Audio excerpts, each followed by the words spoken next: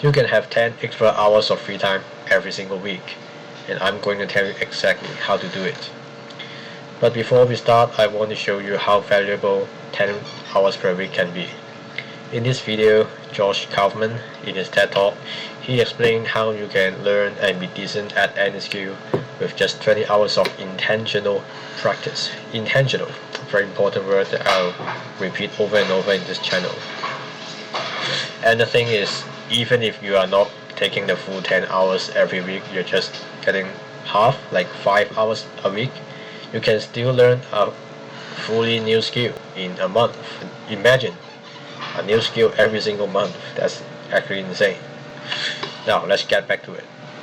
A lot of people will say time is money. Maybe you are one of the people who say it all the time.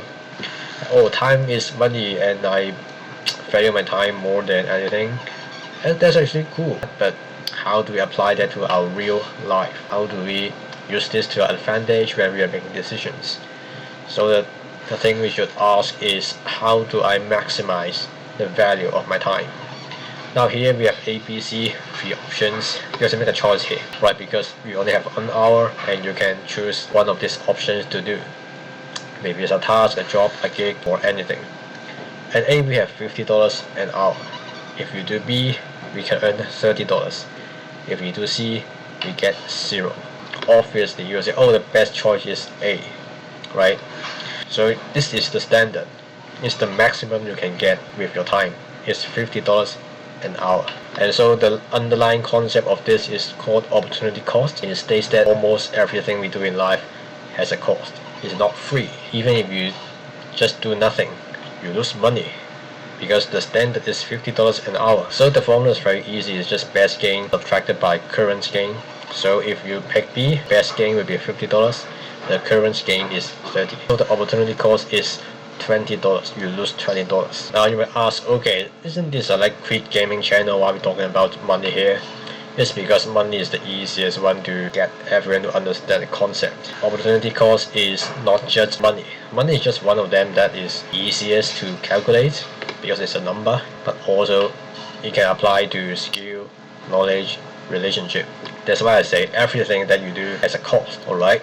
So imagine here that we have C here is at $0 per hour. Many things can use $0 an hour. You're sitting on the sofa or you're playing video games, you get $0 per hour. Maybe you can read a book. A useful book is also give you $0 an hour. You are scrolling Instagram, or you are just talking to a friend or with your family, $0 an hour. You will earn nothing. Does that mean all these activities have the same value? Obviously not. Some of them are more useful than others. For example, the book you read, maybe you're learning personal finance. Now, this will pay a lot of dividends in your life. Maybe you'll be really rich.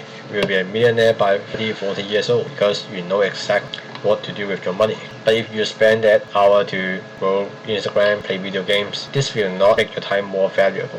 So here, the skill and knowledge, they can pay dividends later in your life. And so if you think about opportunity cost, it's hard to find the exact number to measure which one is more valuable. The formula is best gain subtracted by current gain. So if the skill you learn can make you way more money than $50 an hour, then learning the skill is the best gain. If the knowledge that you have read from a book can pay you more dividends than the $50 an hour, then the reading the book and get the knowledge is the best gain.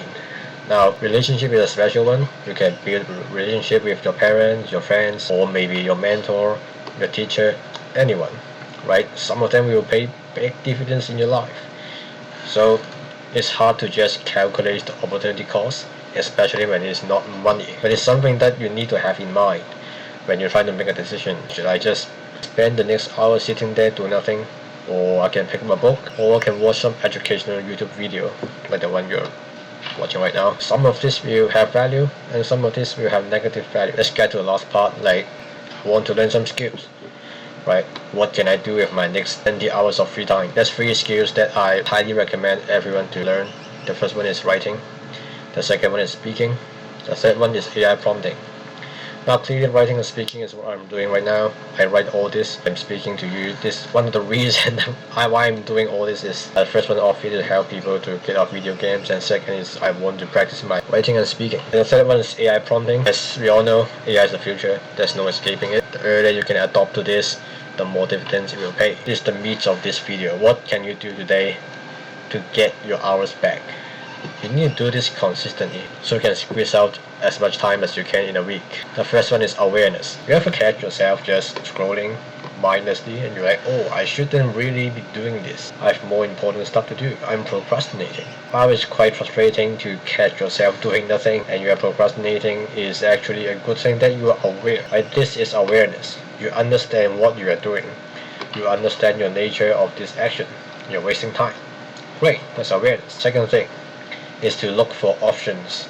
Everything you do, give yourself 2 extra options. The first one is the default one, right? I want you to find 2 extra options. Let's say my default is I go home, I fold down my bag, I sit on my couch, and start scrolling. That's something that's bad. This is the path of least resistance. I give myself 2 more options. The first good option is I go to clean up my room. The second good option, working on my paper. My research paper that I need to finish. So I have 2 good options and 1 bad option. Then you consider the opportunity cost. You understand which one will give you more value for your time. In my example, I can write my research paper or I can clean my room.